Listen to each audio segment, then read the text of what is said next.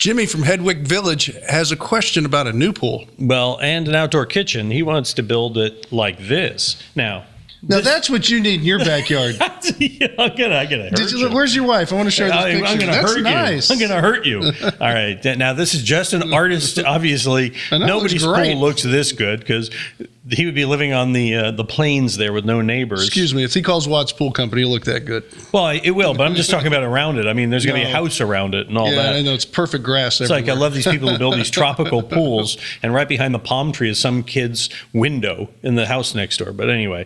You've been in my backyard. This is a beautiful job. But the point is, he says, I've gotten quotes, and the prices are all over the place. Mm-hmm. He says, I've read reviews, but want your thoughts on hiring a pool builder.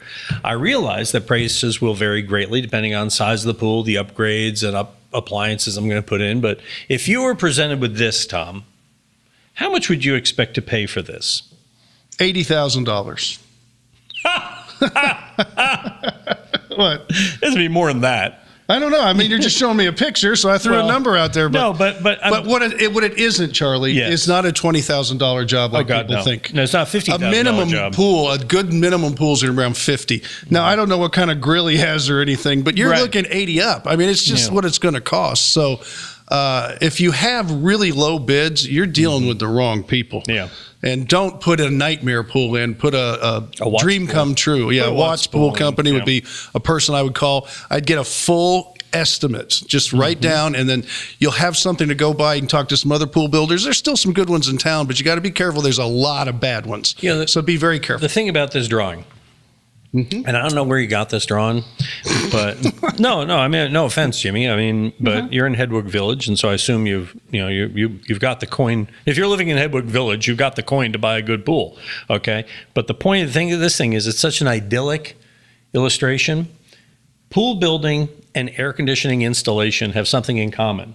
They never happen under ideal circumstances, right? When you get into this, what? You give me a funny look. No, I'm wondering where you're going with this. I'm just saying. With air conditioning. This is such, that's what air conditioning installation is like. You get up there, you've got a MacGyver a lot of times to get the system in right. Oh, yeah. Well, okay, so you understand what I'm saying? Now I do. Right? So I'm glad I could help bring you to the light. That's it. The point I'm making on this drawing there, Jimmy, is that you want to make sure you're dealing with a pool builder who has dealt with reality.